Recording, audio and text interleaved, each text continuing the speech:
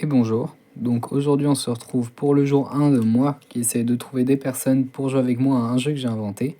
Donc ce jeu là c'est Battle, symbolisé par le B et les deux T. C'est un jeu que j'ai inventé il y a très longtemps maintenant, il y a bien 5 ans. Et j'en avais marre franchement de jouer tout seul, surtout au PVP, je vous avoue que jouer les deux côtés, il y a mieux. Et que du coup aujourd'hui j'aimerais vous le présenter. Donc, comme vous pouvez le voir, il y a beaucoup de façons différentes d'y jouer, dont d'autres manières, mais aujourd'hui ce que je voudrais vous parler surtout c'est de fantasy et de mode arena, donc en PVP. Voilà, donc Battle Arena, je vous explique, donc c'est un mode PVP à 2 joueurs, que vous vous retrouvez sur des terrains comme ça ou comme ceci, évidemment il y en a d'autres, mais ça, libre aux joueurs de les créer eux-mêmes.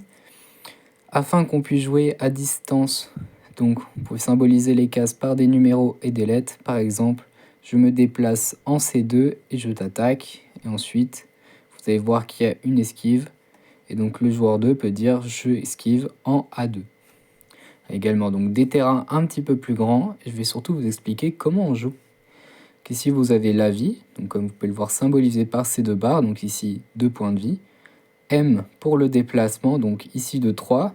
Ainsi, donc le personnage 1 se déplace de 1, 2 et 3 cases et s'arrête ici et barre son ancien personnage. Je vais vous expliquer pourquoi après. Si la distance d'attaque, donc comme ici, vous pouvez le voir, elle est de 2. Et donc le joueur 1 peut attaquer de 2 de tous les côtés, même en diagonale. Donc ici, le joueur 1 peut attaquer le joueur 2, mais ne peut pas attaquer le joueur 3 qui n'est pas dans son carré. Et ici, donc ici également l'attaque. L'attaque, c'est de combien de points de vie perdent les adversaires. Mais en général, en arena, c'est toujours un seul point de vie. Et enfin, l'esquive. Par exemple, ici, le joueur 2 attaque le joueur 1. Le joueur 1 peut donc esquiver, comme je vous ai dit avant, afin d'éviter l'attaque. Je vais vous expliquer aussi pourquoi maintenant donc, nous barrons le personnage. Comme vous pouvez le voir ici, donc, quand les personnages se déplacent, ils barrent leur ancien personnage. Et ensuite, les personnages ne peuvent pas retourner sur des cases déjà barrées. Et donc, plus le jeu avance, plus le terrain rétrécit. Et si un des personnages ne peut plus bouger, il perd. Par exemple, ici, le joueur 1 a un déplacement de 1, et donc il ne peut plus bouger, il a perdu la partie. C'est expliquer une dernière chose aussi qui donne beaucoup de peps, donc qui donne un peu tout le peps à ce jeu, c'est les pouvoirs. Ici, vous pouvez le voir, le pouvoir, c'est le bloc, donc c'est le premier pouvoir, le pouvoir plus simple. Voilà, par exemple, le joueur 1 peut dire « je pose un bloc » en G6. À ce moment-là, il va barrer son pouvoir, il ne pourra donc plus utiliser. Et donc, par exemple, ici, si le joueur 2 avait posé un bloc là, le joueur 1 n'aurait pas pu attaquer car il n'était pas sur la ligne.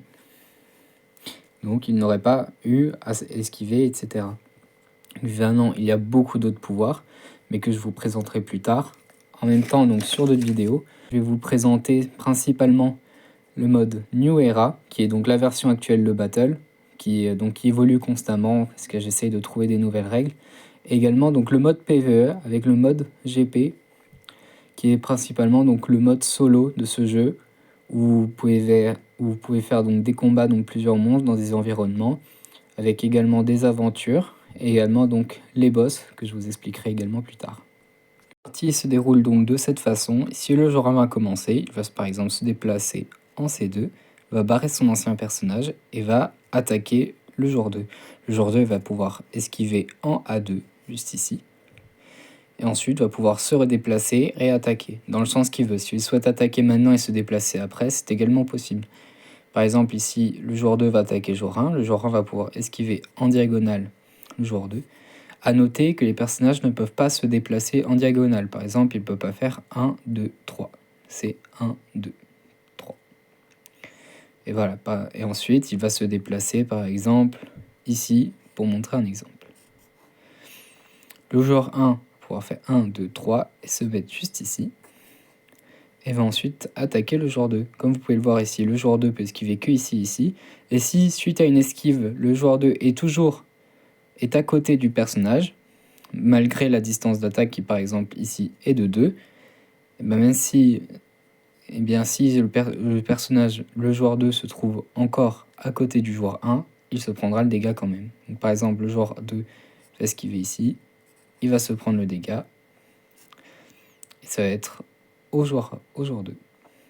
Le joueur 2 va pouvoir, par exemple, 1, 2, 3, aller ici, attaquer le joueur 1 pour esquiver ici.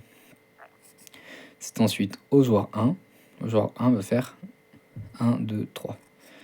Comme vous pouvez le voir ici, le joueur 1 ne peut pas donc se mettre suffisamment proche pour s'assurer de le tuer, et donc il va simplement l'attaquer pour le rapprocher. Le joueur 2 va pouvoir esquiver ici. Il est toujours dans sa zone d'attaque, en revanche il n'est pas à côté, donc il ne perd pas un point de vie.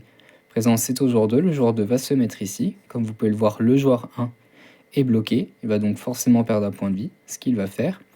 Et ensuite, libre à lui d'esquiver ou non. Comme vous pouvez le voir, il va décider de ne pas esquiver, même si au final ça revient au même, parce que peu importe ce qu'il fasse, il peut venir ici et attaquer une dernière fois le joueur 2, et donc gagner la partie. Afin que le jeu soit jouable donc à plusieurs personnes à distance, voilà, je vous mettrai en lien dans les commentaires et dans la description un Discord où on va pouvoir communiquer et donc pouvoir jouer à distance, par exemple en disant je me déplace en C2, etc. jusqu'au bout de la partie pour savoir qui gagne, avec également ici.